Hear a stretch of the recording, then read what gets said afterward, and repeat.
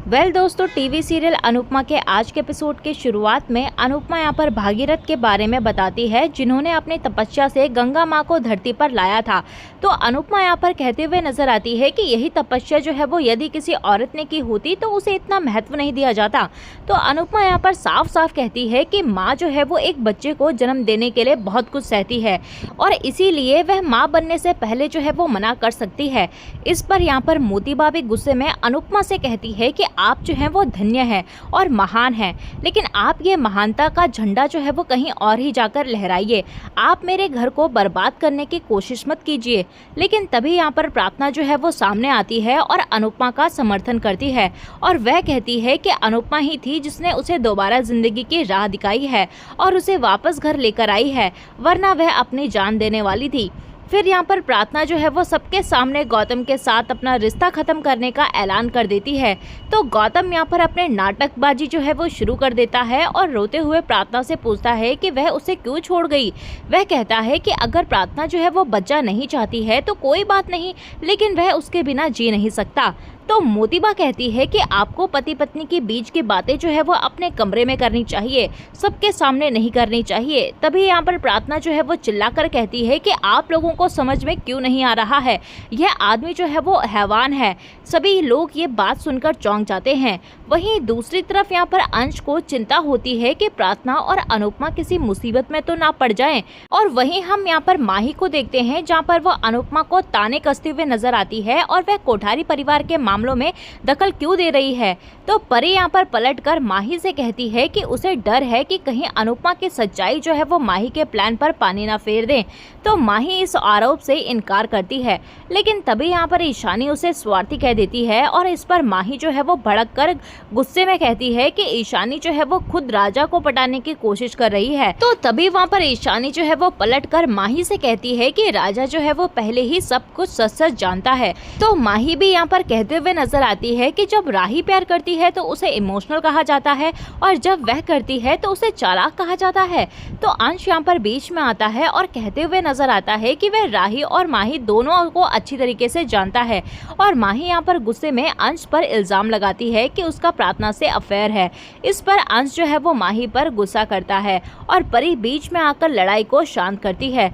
वहीं दूसरी तरफ सीरियल में हमें दिखाया जाता है कि प्रार्थना यहाँ पर कोठारी परिवार से माफी मांगती है कि उसने अपने निजी मसले सबके सामने बताए और वह कहती है कि वह मां बनना चाहती है, लेकिन गौतम उसके साथ इज्जत से पेश नहीं आता। फिर वह सबके सामने गौतम पर मारपीट और जबरदस्ती का आरोप लगाती है और तलाक लेने का फैसला सुना देती है और सभी ये बात सुनकर हैरान हो जाते हैं और अनुपमा यहाँ पर प्रार्थना का समर्थन करती है और गौतम की असलियत सबको बताती है। वह कहती है कि आपको जो है वो फिर भी अपनी बेटी से ज्यादा गौतम पर भरोसा है और मोतीबा कहती है कि जमाई का सम्मान करना हमारी परंपरा है।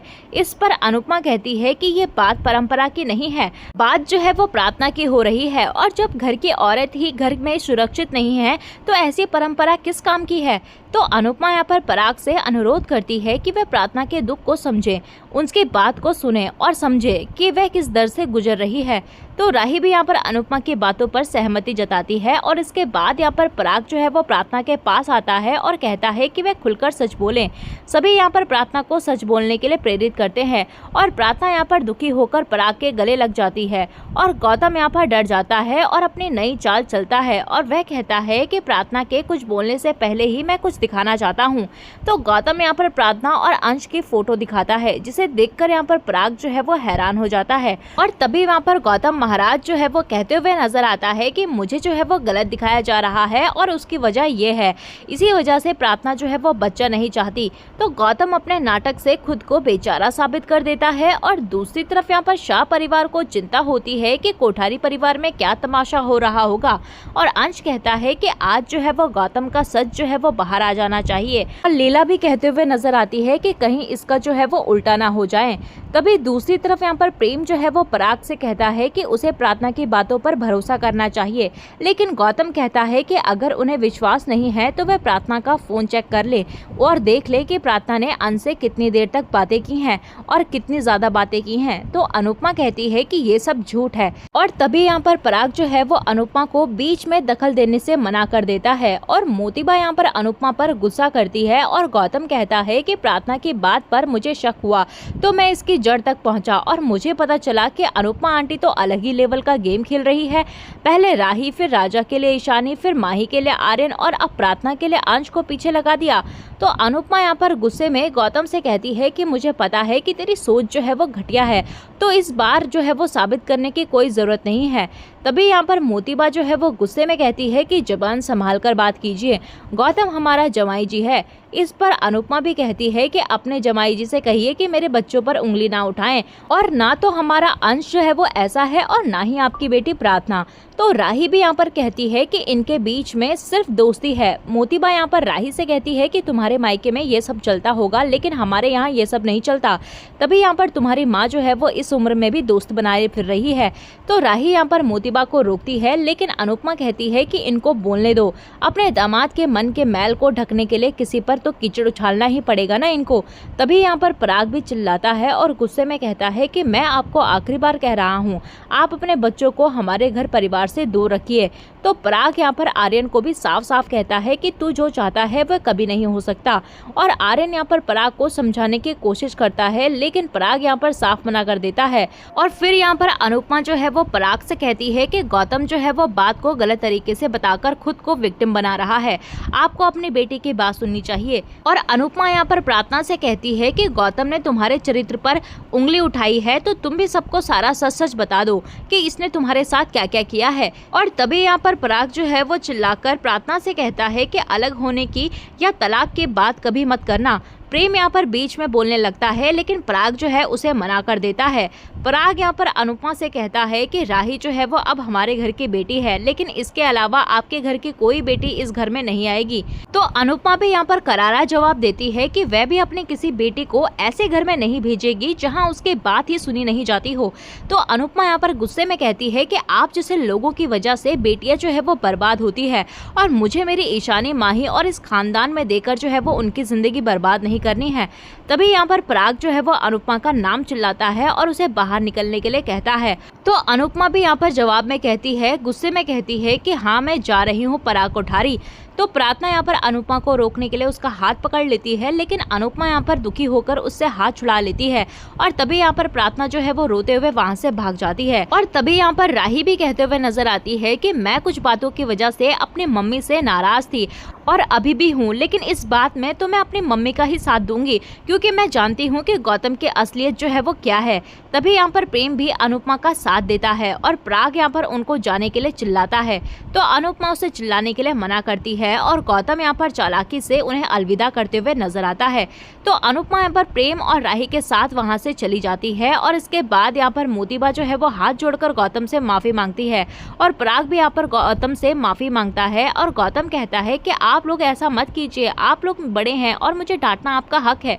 पराग कहता है कि मैंने कभी नहीं सोचा था कि एक दिन मेरी बेटी की वजह से मेरा सर जो है वो शर्म से झुक जाएगा। और मोतीबा यहाँ पर गौतम से अनुरोध करती है कि आप जो है वो प्रार्थना को माफ कर दीजिए, हम प्रार्थना को समझाएंगे। तो गौतम कहता है कि आप ऐसा मत सोचिए, मेरी मजबूरी थी इसीलिए मुझे ये सब आपके सामने लाना पड़ा। मैं प्रार्थना से बहुत प्यार करता हूँ, चाहे वह माँ बने या ना बने और चाहे वह जिंदगी भर मायके में ही रहे, मैं उसे जिंदगी में कभी नहीं छोड़ूंगा। तो गौतम यहाँ पर अंदर ही अंदर जो है वो खुश हो रहा होता है और दूसरी तरफ यहाँ पर माही को चिंता होती है कि ये सब ड्रामा उसके प्लान को बर्बाद ना कर दे।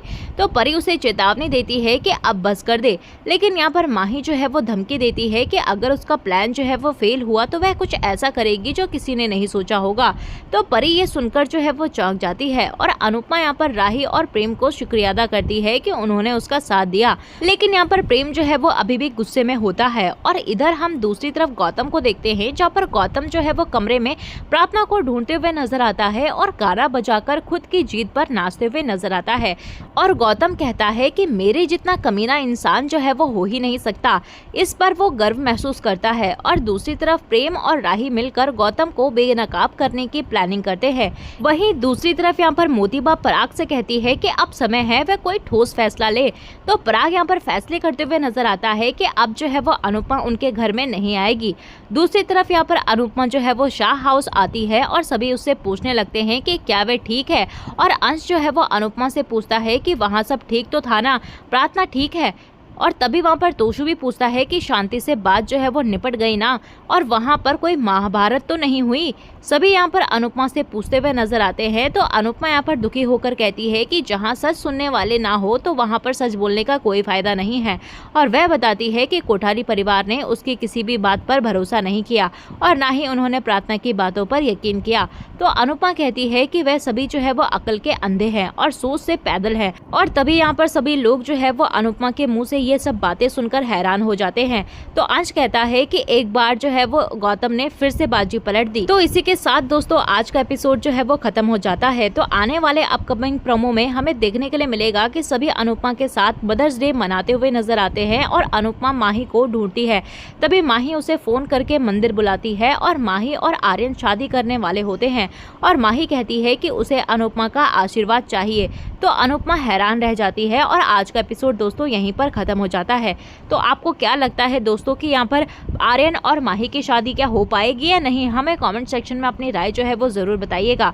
मिलते हैं आपको नए अपडेट के साथ, तब तक के लिए नमस्कार। वीडियो पसंद आई हो तो वीडियो को लाइक शेयर सब्सक्राइब जरूर कीजिएगा।